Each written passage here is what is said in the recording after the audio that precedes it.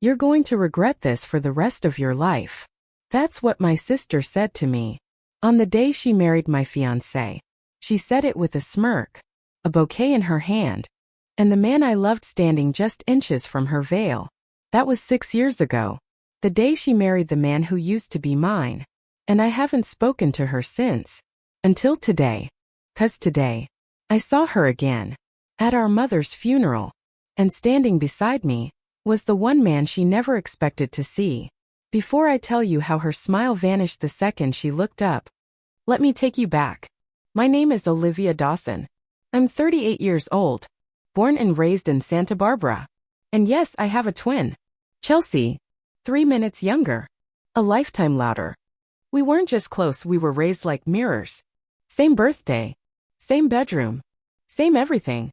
But also, same ambition, same need to win, same instinct to compete.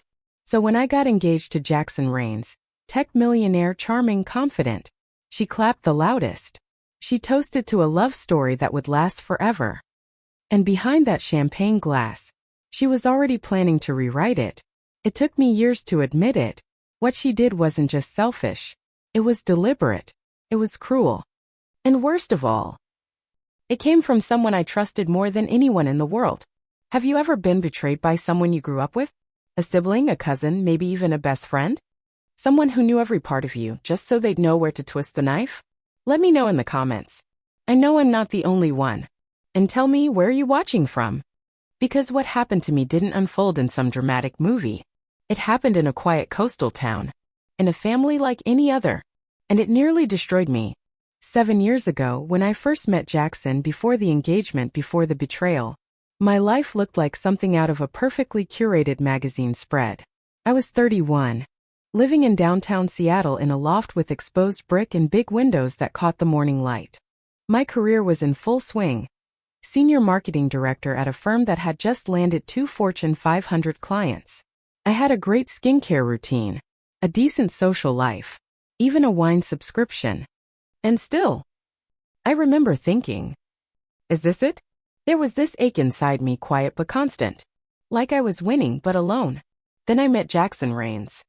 It was at a tech gala fundraiser I didn't want to attend. I showed up late, a little bitter about the heels I was forced to wear, and a little too early into my second glass of Cabernet. He was standing by the silent auction table, shaking hands and lighting up the room like he belonged there. And somehow, without trying, he made me feel like I belonged there too. He teased the art on display. I called him pretentious. We ended up in the same corner booth for over an hour, talking like we were old friends, trying to remember why we lost touch. He was 35. Founder of a software firm. Fresh off a massive licensing deal that had just landed him on the radar of Forbes. But he didn't brag. He asked questions. He listened. And when he smiled at me, it wasn't the "I want something from you" kind. It was the "I see something in you" kind. Within 3 months we were living together. He made space for me in his closet. He bought me flowers just because it was Tuesday. My mom called him the calm you've always needed. And my dad? He grilled him the first time, then invited him to Sunday breakfast the second. Chelsea was polite. Overly so. At the engagement dinner, she laughed too hard at his jokes. Brushed lint off his lapel a little too naturally. I noticed. Of course I did. But I told myself she was just trying. We were twins. Born 3 minutes apart. Raised like mirrors. Same clothes, same classes, same piano teacher who liked Chelsea more. She was always louder. Funnier, more magnetic. And I was okay with that. Mostly. But there had always been this undercurrent. This quiet competition neither of us ever admitted out loud. When we were 8. I got cast as Mary in the Christmas play. Chelsea threw a tantrum and ended up playing the angel. With a brighter spotlight and more lines. When I got my job in Seattle, she flew out to visit. And somehow ended up at brunch with my boss before I did. Still, I asked her to be my maid of honor. Felt right. And Mom said it would bring us closer. First it did. She helped me with the venue tours. She even found the bakery Jackson loved. She told me I was glowing. And I believed her. But then came the shifts. Jackson started working late. Canceled date nights. Became critical in small, precise ways. My laugh was a little too loud in public. My favorite sweater looked like something a college student would wear. He even complained that the way I left the kitchen lights on wasn't efficient. Meanwhile, Chelsea started calling more about him. What color tie he wanted. What kind of cake he liked. What scent he used so she could buy a matching candle for the bridal suite. First I thought, she's being helpful. She wants the wedding to be perfect. But there was something else beneath her questions. A casual intimacy. Like she knew him in ways I didn't. I found myself brushing it off, even when it hurt. I told myself, you're just stressed. Everyone gets paranoid before a wedding. But something didn't sit right. Then came the florist meeting. I had to reschedule last minute for work. Chelsea offered to go with Jackson. I thought, great, that's helpful. Until 2 days later I found her earring in his car. A silver hoop with a tiny blue stone, our grandmother's, passed down to us both. I asked him about it. He said she must have dropped it after he gave her a ride. I asked her. She gave me the same exact answer. Word. For. Word. That night, I lay in bed next to him, staring at the ceiling while he snored. I wanted to ask. I wanted to scream. But instead, I told myself one last lie. That everything was fine. 'Cause sometimes, believing the lie is easier than facing the truth that's been right in front of you all along. 3 weeks before the wedding, Jackson suggested we postpone. We were having dinner at a trendy bistro he had once claimed to love. Now he was picking at his risotto like it offended him. You've been off lately, he said quietly, eyes still on his plate. Tired. Distracted. Maybe we're rushing things. I blinked. Rushing, I said.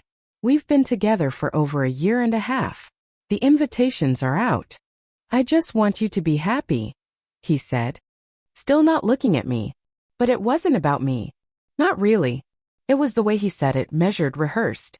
Like he was trying to soften a decision that had already been made. I tried to stay calm. I asked if something was wrong. He smiled gently and reached across the table. I just think we need space to breathe. That night he held me while I cried. Told me he loved me. Told me I was imagining things. And when I fell asleep, tear-streaked and raw, he got out of bed.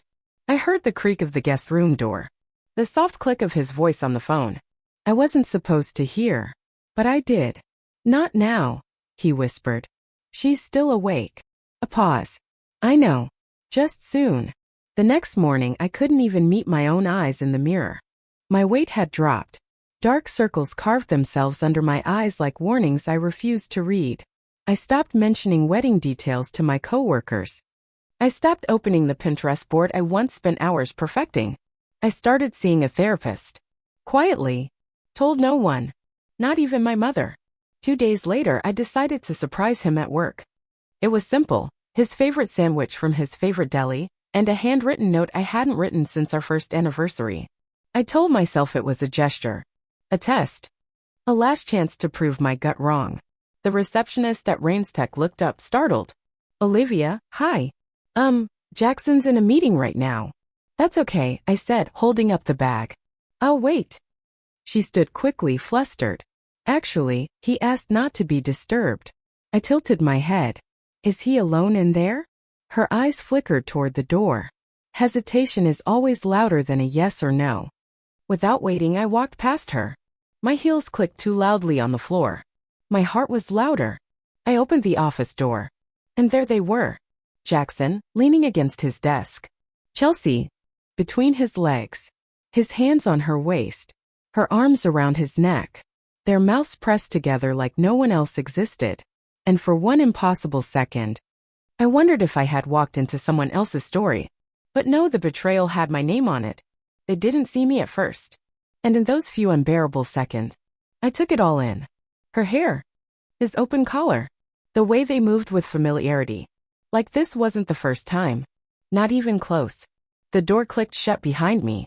They pulled apart. Chelsea's lipstick was smudged. Jackson stepped back like a teenager caught sneaking in past curfew. This isn't what it looks like, he said. That line. That line. But Chelsea didn't bother lying. She lifted her chin, proud. It just happened. I laughed. A single sharp sound that made Jackson flinch. How long? Jackson opened his mouth. I didn't look at him. I looked at her. How long? She swallowed. Since the engagement party. That was 6 months ago. 6 months of kissing my cheek and calling me sis. 6 months of fitting me for a dress while sleeping with the groom. I felt the air leave my lungs. Like the room had shrunk around me and the only thing left was silence. Axon moved behind his desk, hands up like we were negotiating a contract. Olivia, look. It wasn't planned. I raised my eyebrows. You sure about that? Because the way she just gave me your timeline? That didn't sound improvised. Things change, he said. Feelings evolve. I stared at the lunch bag still clutched in my hand. His sandwich. Still warm. I dropped it on the floor between us. Enjoy. Chelsea finally broke her stare. We didn't mean to hurt you. Then you should have stopped before you started, I said quietly. The thing I remember most about that moment wasn't the betrayal or the lies. It was how calm I felt. Cold. Empty. Weightless. Like something had finally broken loose inside me. And I was done. Without another word, I turned and walked out of the office. I didn't look back. The drive home after catching them felt like a dream soaked in motor oil. I don't remember the streets. Or the lights. Just my hands gripping the wheel like it was the only thing keeping me alive. When I got home, I walked straight into the bathroom, sat on the floor and let it hit me. Not with screaming. Not with anger. Just silence. And shaking.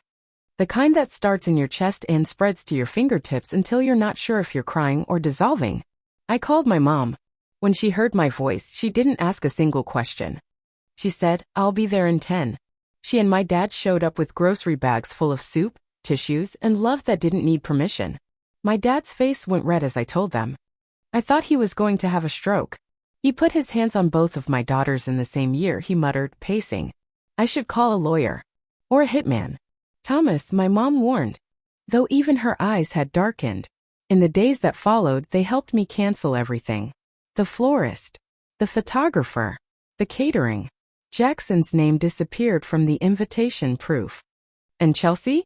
She didn't call once. The ring went into a drawer. I couldn't bear to look at it. Eventually, I gave it to the doorman at Jackson's building with a short note and no return address. 3 weeks later, my boss called me in for a wellness check. I'd missed deadlines, cried in the break room, and completely lost a major client's trust. He recommended a leave of absence. And I took it.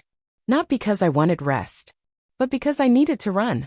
When a lateral role opened in our Chicago branch, I applied on a whim. It paid slightly less, had no glamorous downtown loft view, but it was far from the echo of what happened. And that was enough. My mother cried when I told her. Will you be okay alone? She asked. I nodded. But the truth? I had no idea. Chicago was cold in a way Seattle never was. It was less rain, more wind that went through your bones. I arrived in early winter with 2 suitcases, a box of books, and the hope that this was where I'd stop feeling like a ghost. The first few months were quiet. I worked long hours, said yes to everything, avoided eye contact in the elevator, and cried every time I saw an ad for wedding season. My apartment had beige walls and no plants. I didn't even hang pictures. I didn't want to make anything feel permanent. Then came Madison. She was the HR director at my firm. Blunt, kind, mid-40s, with a loud laugh and a habit of calling everyone hon. She found me crying in the supply closet after a bad meeting. You need wine. Or therapy. Or both, she said. She invited me to her book club. I declined 3 times. But on the 4th I went. And that's where I met Logan. Logan Foster. He was a tech investor who had recently moved from Seattle. Tall, thoughtful, wore glasses he didn't need, and asked questions like, do you think grief and healing can exist at the same time? I didn't think much of him that night. But he emailed me 2 days later about a client referral. And then again to ask if I wanted to grab coffee and talk strategy. We talked about business the first time. And a little less the second. By the 3rd time, I realized I was laughing again. Not forced, not performative, just light. He never pushed. Never asked personal questions unless I offered something first. When I told him months later about what happened with Jackson and Chelsea, he didn't flinch. He just nodded slowly and said, that's not a wound. That's a fracture. And it's okay if it still hurts. It was the first time someone didn't try to fix me. He just let me be broken. Our first official date was 6 months after we met. He cooked for me. Roasted vegetables, soft jazz, a bottle of Malbec. Halfway through dinner, I had a panic attack. My hands shook. My breath shortened. My throat closed. He didn't freak out. He didn't pity me. He sat across from me, gave me space, and waited. Silently. When I calmed down, he said, "You don't have to apologize. Ever." I wanted to cry. Because for the first time in years, someone let me stay. Not because I was impressive. Not because I was polished. But because I was still here. Alive. Scarred. But standing. I hadn't seen Chelsea in 6 years. Not after the emails. Not after the silence that settled like fog between us.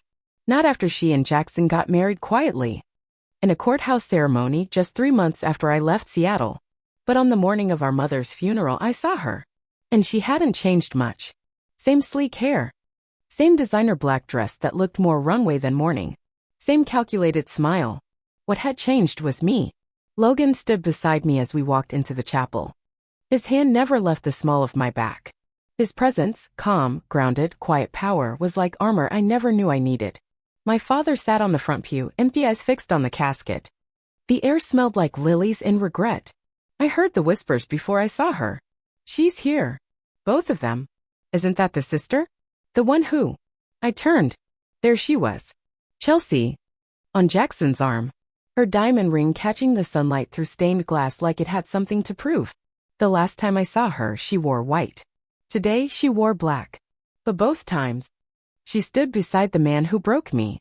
She saw me, hesitated, and then smiled. A little too wide. As if this were just another family dinner and not a reckoning. She walked up with practiced grace. "Hi, Liv," she said softly. "It's been a long time." "Yes," I said, keeping my voice even. "It has." Jackson gave me a nod, awkward, stiff. Completely unlike the man who once traced his finger down my spine like it was a prayer. Logan stepped forward slightly. His presence wasn't loud, but it shifted the air. "This is Logan Foster," I said, my voice clear. "My husband." The word hung between us like a grenade. Chelsea blinked. Jackson froze. And then Logan extended his hand to Jackson, who hesitated before accepting it. "Foster," he said. Logan smiled politely. "We've met. Years ago. In San Francisco. I believe we were bidding on the same AI firm. I won." His tone was cool. Not smug. Just factual. Jackson's jaw tightened. "Right. That was quite a deal." "It was," Logan replied. "Very fortunate for us." I felt the energy shift. Not dramatic, but palpable. For the first time. Jackson didn't own the room. And Chelsea? She didn't know where to look. The service began shortly after. I sat beside my father. Logan on my right. Chelsea and Jackson a row behind. As the priest spoke about grief and memory, I didn't hear most of it. I just stared at the photo of my mother beside the casket. Her smile. The way she used to press her hands together when she was proud. I wondered what she'd say if she were here. Maybe she'd tell us to sit closer. To stop pretending forgiveness can't begin in a church. Maybe she'd ask us to remember that grief strips away the petty. Or maybe she'd just say she was tired of being the glue. After the service, I walked out into the reception hall. People offered hugs, condolences, casseroles wrapped in foil. Then Chelsea appeared. Alone. "Can we talk?" she asked. I nodded toward a side room. 10 minutes. No scenes.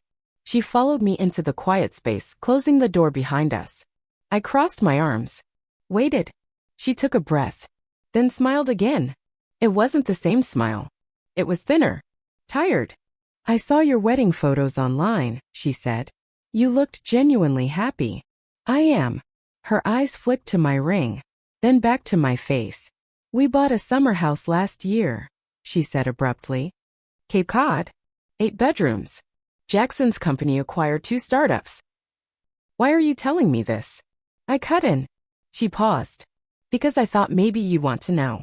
"Why?" I asked. "Because you always got everything first, Olivia." The words came out fast. Uncontrolled. The grades. The job. The approval. Even when I did the same thing, it was never enough. I blinked. Caught off guard. "I didn't take Jackson from you," she continued. "He chose me." "No," I said calmly. "He cheated. With you. That's not choosing. That's cowardice. Chelsea looked away. And for the first time in years, I saw something crack. Her voice dropped. He monitors my spending. She swallowed. He checks my phone. I'm not even allowed to buy groceries without syncing receipts to his assistant. I stared at her. Why stay? Her eyes watered. And I saw it behind the makeup, behind the years of posturing. Regret. Shame. Because if I leave, I lose everything. I lose the house, the name, the narrative. And if you stay? I asked, what do you have left of yourself? For a moment, I saw us as little girls again, huddled under a blanket fort in the living room, whispering secrets into the night. Chelsea always made me laugh so hard I couldn't breathe. We used to say we'd never let anything come between us. Not even boys. I almost smiled at the memory. And then it passed. We stood in silence. Two women. Two sisters. The ghosts of everything unsaid between us crowding the space. You were right about him, she whispered. I know. I don't expect forgiveness. I know that too. She nodded, wiped her face, then turned and left. And for the first time in years, I didn't feel angry. I just felt free. Logan and I flew back to Chicago 2 days after the funeral. I sat by the plane window, watching the clouds slip by like memories I didn't need to keep. My father hugged me tighter than usual at the gate. He didn't say much, just pressed a folded envelope into my palm. Inside was a photo. Me and Chelsea, age 6, asleep on the couch, tangled like puppies. My mother had written on the back in neat cursive, "They'll fight, but they'll find their way back. I believe in them." I stared at the photo for a long time. The truth is, I didn't know if we ever would find our way back. But I knew this much. I was no longer carrying the weight of her betrayal. That part of me, bitter, burning, had stayed in Santa Barbara. In Chicago, things felt different. Lighter. My apartment didn't feel like a holding space anymore. It felt like home. I finally hung the photos I'd left in storage. Put real plants on the windowsill. Started cooking again, not just heating things up, but actually tasting what I made. Logan noticed. One night, as I chopped garlic in his kitchen, he looked up from his laptop. "You've changed," he said. I looked at him. Back or forward? He smiled. Forward. Definitely forward. 6 months after the funeral, I got promoted vice president of brand strategy. It didn't come with balloons or a press release. Just a quiet email and a raise that made my mother proud. Logan and I bought a brownstone that fall. Not huge. Not flashy. But ours. We painted the bedroom ourselves. Mismatched strokes. Laugh when I spilled paint on his socks. He didn't get mad. He never does. That winter, I found out I was pregnant. After years of thinking it might never happen. After surgeries, after therapy, after years of doubting whether I was capable of loving or being loved again. I stared at the test in our bathroom, heart pounding. When I told Logan, he didn't react with tears or shock.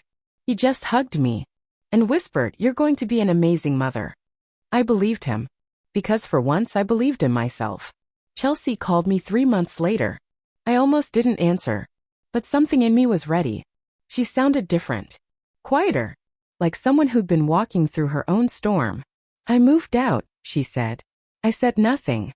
"I found an apartment near the river. I'm working at a small marketing agency. Entry level. But it's mine." Still I said nothing. "I know you probably don't care."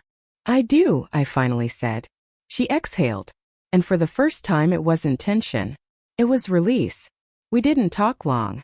She didn't apologize again. And I didn't offer forgiveness. But something had shifted. Not repaired. Just realigned. She was no longer the villain in my story. And I was no longer the victim in hers. A few weeks later she sent me an email. Attached was an old photo. Mom in her robe, sipping coffee on the back porch, sun catching the gray in her hair. The subject line simply read, "She'd be proud of you." I didn't respond. I just saved the photo. And looked at it when the world felt heavy. When our son was born, we named him Ethan. He has my eyes. Logan's laugh. And a calm that feels inherited from a mother who learned how to rebuild her heart brick by brick. We don't talk much about Jackson anymore. Occasionally, his name comes up in business circles. He's been struggling. Missed out on a funding round, lost key staff. A few whispers about controlling behavior in lawsuits. But that's not my concern anymore. I don't check his LinkedIn. I don't wonder how Chelsea feels at night in her quiet apartment. I just live. Fully. Honestly. With a love I never thought I'd find again.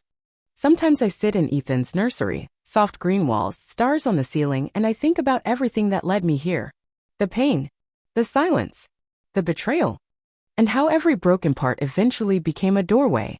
Not to a perfect life, but to an authentic one. I tell my son bedtime stories. Not the sugar-coated kind. Real ones. About how people change. How trust can break and still be rebuilt. Stronger, slower, steadier. I'll teach him that love is not about perfection. It's about showing up. Especially when it's hard. That family isn't about blood. It's about how we show up when others don't. And that forgiveness isn't something we give to others because they deserve it.